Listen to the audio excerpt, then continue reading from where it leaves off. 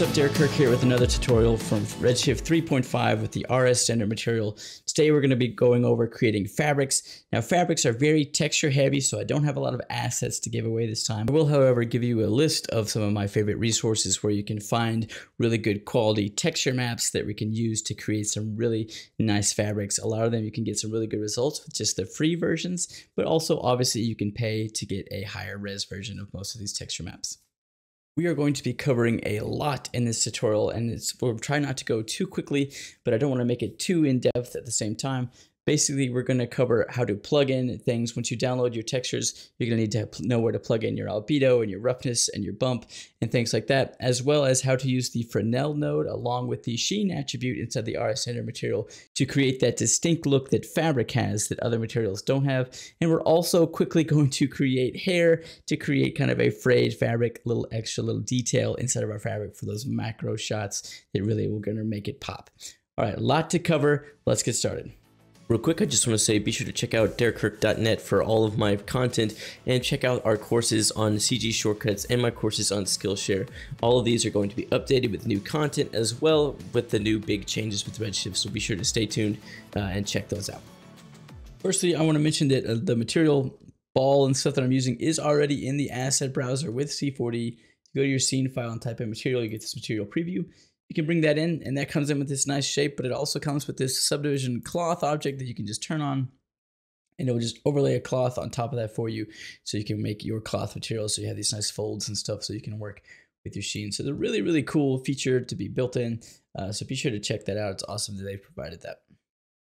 So we've got our center material here, and the thing we want to do for fabrics is we want to use textures and things like that to create this. So this is kind of a PBR workflow type thing. So a lot of my favorite places to get free textures: Polygon has textures. They've got a lot of good fabrics and stuff, and leathers and woods. I'll list all these in the descriptions below. They also, you can pay to have more. Quixel obviously is a good one you can pay for. You can use it for free, but if you're going to be using something that you're going to give away or make money using, you should pay for the subscription.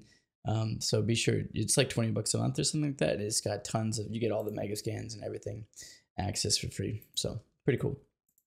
Textures.com, classic, has tons of great resources as well. Bunch of fabrics. All you gotta do is search fabric, and you'll realize you have like tons of nice fabrics to choose from. And inside of these, you'll have the option to, you can buy credits. You get 15 free credits a day if you just want to create an account. But if you want to pay for credits, you can, and you'll get access to the super high res, like 4K images. Some of them have 3XL, which is just crazy high resolution things if you want like that. But if you don't, you can download the free versions. Most of them have at least the 512 or 1000, and so that's what we've downloaded here, and we'll use that here in a minute. And SketchUp free textures, SketchUpTextureClub.com is a pretty great one. It's a kind of an old school one. It's not the most slick interface here, but it has a ton of great resources. The first fabric we're going to work with is this rough sofa fabric, and most of these are made in Substance. So if you know how to use Substance and stuff, one thing I really want to learn how to use, but you can create these. And so we're going to take a look at using this rough sofa fabric. And so all we were able to download for free is this 512 resolution image. So that's a really low res, so it's not going to look good, but we're going to see if we can actually make this look pretty good inside of Cinema 4D without having to have this premium feature. But obviously the premium feature is going to work a lot better, and you'll be able to zoom in and stuff and have a really nice or crisper image. But we're going to deal with what we got, and it's actually going to look really nice. So let's check that out. Okay, so first thing we need to do, open up our node editor by clicking our node editor button here, and we're just going to open up that file. Once we download all those, we see we have textures.com fabric albedo, AO, height, normal, and roughness. And we're going to drag all of those and just click and drag those right into here, into our node editor. So it just throws them in here. And so we're just going to hit Shift L, and that's going to arrange everything so nothing's stacked up over on top of each other. And so the next thing we're going to do is we're going to go down here, and we're going to undock, hit this little arrow thing, and create a duplicate copy of this attribute panel. And we're just going to snap that in real quick into our node editor here. So now when we click this, we'll see this is our roughness map. So we want to go ahead and connect that to reflection roughness in our standard material. This is going to be our, see how when I click these, this isn't updating. That's because I have this lock on by default. I need to unlock that. And now when I click around, it's actually going to update live. So we have this. Let's pull this over so we can see it being applied as we apply these. So this is going to be our albedo, which is going to be our color. Okay, so now we can see that color and you can see how low res it is, but we're going to fix this in just a minute. Let's arrange these a bit. We've got a normal map, so that's going to mean we need a bump map. So we can go ahead and hit plus, type in bump, and drag in that bump map. Grab that material, click it into bump, go to input, and then drag that bump and plug it into our bump map here in our geometry section. Looking kind of weird, it doesn't look like fabric yet, but you can see that we're getting there. We've got a roughness value here. We're going to grab that and plug that into reflection roughness. I thought this was roughness. This is a height field. I'm sorry, I plugged the wrong thing in.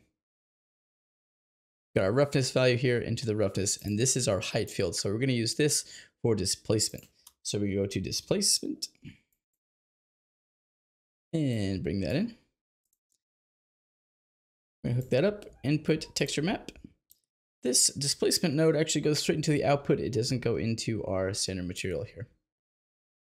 And lastly, we have the AO, which is the ambient occlusion, which would go plug into our standard material. So we have our AO, so our ambient occlusion. We're going to click and drag this into here. This is going to go into our base properties geometry, and we're going to plug that into overall tint. And that's just going to add those little extra shadows in there for us. So now we have all this in, and we can see this is looking decent. It's not bad. So what we need to do is we're just going to select, drag a box, select all of our textures here. And with all these textures selected, since they're all the same texture, we're just going to go in here. We're going to change the scale of these to 5 and 5. And that's just going to multiply it down and tile it 5 times versus just tiling it once here. So we'll update this. And now we see we have a much more simple fabric going on here. And the reason our displacement is working, it's a little too strong, I think. I think we can turn that down to about 0.5. I like that little bit of displacement in there. And the reason that's working, this won't work by default. The reason that's working is because on our cloth object here, we have a redshift tag. So we right clicked and we went to render tags, redshift object. And inside of this redshift object tag, there's an option for geometry. We need to turn that on, turn on tessellation. That's going to be a render time subdivision. And then we're going to turn on displacement. And for these, since we're using maps, we can leave the displacement right now at 1 and 1 because we don't really need these to be crazy displaced. These aren't agreeable or anything like that. So 1 and 1 is going to just give us these nice subtle displacements. So it's going to give us that little extra level of detail and roughness in our fabric to make it look a little more organic and like it has folds and stuff like that. It's just going to give you a little more than a bump map can give you. Dang, and everything's looking pretty good. And so all we need to do is we can go back inside of our material editor here. If we want to start messing with kind of the way this light reflects around this, we can start messing with our sheen here. And basically we can just increase the weight of the sheen, and that's going to add just kind of a layer of extra reflection over across everything. And just using sheen on its own is probably not going to be your best bet. We're going to want to use sheen in combination with another node called the fresnel node. But you can see if we just lower this down like 0.2 and we say like, just like 0.2 for sheen, we actually do get this really nice kind of fabric look where we see that like some fabrics have that kind of spray on them or something that makes them just a little bit more reflective and they look kind of crunchier. This looks kind of a more organic look than when we had it without the sheen. It was a little too dark and it wasn't catching that light kind of how we wanted it to. So sheen's just going to add it just a little bit more. And we'll talk about creating that fresnel node for this, and we'll see what that does. So we'll go right click, type in fresnel. That's going to go to connect texture node and filter that out. So all we have to choose from is our fresnel node. So let's connect our fresnel node straight into our surface here, which there used to be an option to create a shortcut to quick snap that to it. It doesn't work inside the node editor. There's not that option that I've been able to find, but we can see here what our fresnel is doing. And so it's providing this really kind of interesting look where it's kind of creating this fall off. You can see how it's like shinier on where the folds of the fabric are, and then where it's flatter, it's not as shiny. And so if we lower the index of refraction here towards 1, we're going to get a lot less of that shine where it's not foldy, but we're going to really get that shine where we see we have these folds and stuff. So this means that wherever it's kind of this grayish whitish, it's going to apply more of that sheen and that reflection, which is kind of a very common thing on some fabrics. Not all fabrics, but especially like velvets and things like that. Any kind of fabric with a kind of finish is going to have this kind of sheen, which is just going to give it that extra bit of realism here. And we can bring that up if you really want it to spread out across everything a lot more. Now we're going to get that sheen kind of just spread out across everything. So you're probably not going to, this is going to be more of a velvet. You're going to have that higher index of refraction. You can look these things up. So if we have our index of refraction pretty low, pretty close to 1, and we want to kind of bump that up a little bit besides using this, we can use the extinction coefficient. And this is just kind of another control that's just going to kind of feather that out and start amplifying that a bit. And so it just gives you 2 controls to be able to control kind of the fall off of that as well, combined with the index of refraction. Honestly, creating these is probably going to be your best bet if you want to create super realistic materials, so you can look up the actual refraction so everything's physically accurate. But honestly, I think unchecking the index of refraction is a lot easier to just use the curve fall off and facing color and perpendicular color controls. We have the curve fall off here, which is a little easier to understand. If we lower this down, we're going to have more of a fall off. If we bring this up, it's going to kind of cut off that fall off a bit. And the index of refraction isn't going to affect it anymore. So the same as when index of refraction is on, the curve fall off doesn't affect it at all. Normally, you're going to have the facing color to be black and the perpendicular color to be white. This is going to be kind of the shapes that are kind of facing the camera. When the material is flat, it's going to get that black amplified, and whenever it's not facing the camera, it's more perpendicular to the camera, it's going to get this white. So basically, if you want those edges and things to have that kind of sheen to them, this is where the fresnel is going to work. This is the color. So if you had something that was red and you really wanted to have more of a red fresnel finish, you can change that perpendicular color here to red and kind of create this nice red glow on the side. So let's go ahead and uncheck index of refraction, and let's just use our curve fall off here, and let's just lower this down to 10. And we have this nice variation between our fresnel here. You can see where our sheen is going to be applied here in the gray and not so much here in the black. So let's go ahead and connect our center material back to the surface. We have our fresnel connected here into our sheen weight. You can see how that just added this really nice kind of fabric shine to this. And if we want to, we can go inside of our shader graph here, inside of our material. We can start messing with the roughness of the sheen. If you put it down to 0, we're not going to have it spread out across, and that looks really nice for this material. Now, if it's something more like velvet or something that would kind of spread across more, you can obviously increase the roughness up, and you're going to get that more even spread across your sheen, across the whole thing. So depending on what you want your fabric to kind of look like, both of these look really nice. It's really just going to be on what you want your fabric you're creating to look like. So we're going to lower ours down so it's not so spread out and it's more just on those edges. And you can see we're getting this really nice, pretty fabric look. Lastly, what we can do to add this, to make this look even nicer and more realistic, is we can add some like fray and some damaged hair to this. So just go ahead and grab our cloth object here. We're going to go to simulate, and then we go to hair objects, add hair. And then real quick, we're going to go to create, Redshift materials, hair. And we're going to open that up, and we're just going to go ahead and just delete C4D hair attributes and hair, because we don't need either one of those. Okay, we really don't. You can use those if you want, but we're going to add an option that's not even available when you go to twirl this down to create. I don't know why it's not there still. But inside of our shader graph, there is a node that doesn't exist on the rest of it. It's called principal hair, and it's newer than hair, and it works way better than hair, and it's fantastic. So we're just going to plug a principled hair straight in. We're going to open up those attributes, and we don't want this to be orange or brown or anything. We want it to be white, so we're going to increase the albedo mix just a little bit so we make this a little more white here. And then we're going to go to our hair attributes by double clicking our hair material here inside of our C4D tag, our C4D shader here, and it's still going to use all of those features here. All right, first let's double click our hair. And what we're going to do is we're going to decrease the length of this to 1 centimeter. We just have these little bitty hairs.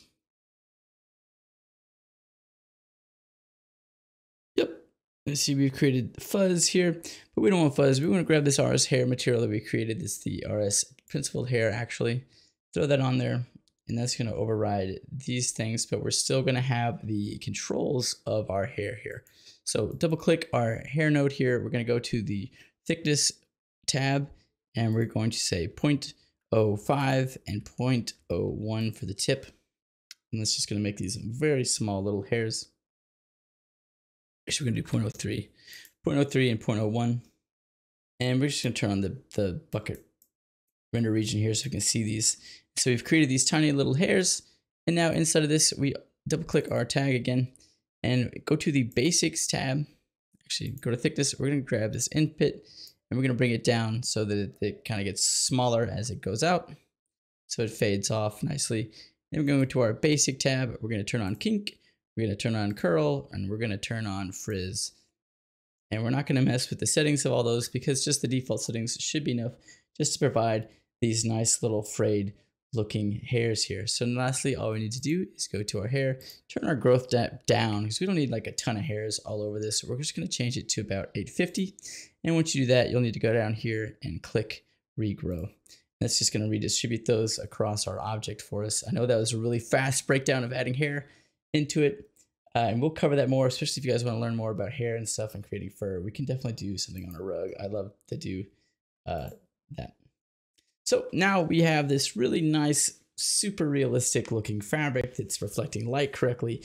It's got really nice displacement values, and it even has little frayed hairs like it's kind of old fabric. And the frayed hairs might be too many. There are too many hairs. All we need to go is to the hair tab instead of the roots tab, which I was messing with. I need to go to the hairs tab and just lower the count of the hairs down to 10,000 or whatever you want to get your view. If you realize when you zoom out, you don't have, if it's too fuzzy or whatever, just go ahead and lower that count there and you'll go ahead and get a nicer result. So you can see here when we finally render out this macro shot of this fabric with these little hairs and stuff, it just adds a little bit of extra detail that make it look like real worn fabric, which is what we're trying to create. Let's take a look at creating sort of a velour velvet satin type of look. So for this velvet material, all I have is just the one albedo color node. That's all I have is a texture map for the color. It gives us kind of this splotchy blue.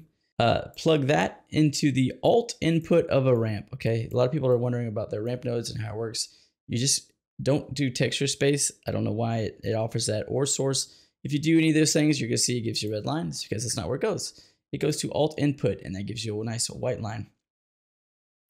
And then inside of this, you still have your same old ramp controls that we used to have. And we're going to drag that and plug that into a bump map and make sure that's set to height. And that's going to give us a kind of a makeshift bump map for our material based on our albedo. And then we aren't using the displacement for this one. And then for our fresnel, for this one, we're using the index of refraction. We've got our extinction coefficient to 0.1. And then we have the index refraction to 0.22, but we changed our facing color to blue and our perpendicular color to a light blue, just to kind of give it that little extra bit of color pop to this. And obviously we don't need hair because it's velvet. And so we've got that exactly how we want it. And we've got our roughness cranked up pretty high for our satin because we really want that to fall across a lot of our object. And we're not going to use the fresnel for the roughness because we're using it for the sheen, and that's going to kind of give us that extra roughness, and we can crank that up if we want it to be a little more velvety or satinier if we want, but we're going to leave that around 0.2. I think that's a nice look. So really cool, quick way. So just make sure it's kind of a balance again between regular old reflection, roughness, and then sheen on top of that. So just remember, sheen's really going to drive a lot of these corners and highlights when we're using the fresnel. That's kind of the best time to use sheen. And lastly, we've got this wool material, which is from textures.com as well. We can open that up and take a look at that. And we've got the same setup as we had for our other object, where we have our color map, we've got a bump map, we've got a displacement map, and all that stuff's plugged in. And again, we just have a fresnel map plugged into the sheen weight. And just a little bit, because wool's like flannel isn't going to have that same kind of sheen that like velvet or anything will. So our weight is very small and our roughness is very, very low. It's 0. If we increase this up to 1, you'll see this doesn't look like flannel, right? That sheen's way too much. But turn it down to 0, and we have kind of a nice bit where just a little bit of these highlights are coming in. So we have this nice flannel t-shirt. Pretty cool. Just with some nice texture maps and stuff, you can create some really nice fabrics and things like that. So be sure to check this out. I'll have a link in the description below for all those links to where those cool materials are. And just if you have questions on where to plug things in and stuff, let me know. But I hopefully made that clear. It was a little longer tutorial than I meant for it to be, but I thought it was neat to add the displacement and the roughness and all that stuff jam-packed into there. So let me know what you guys think. Thanks so much for all the positive feedback over the last week with all these new content, all these new videos coming out with the new Redshift 3.5 and R26. You guys have been super helpful and nice, and just keep saying things that you want to learn. Thank you guys so much. See you next time.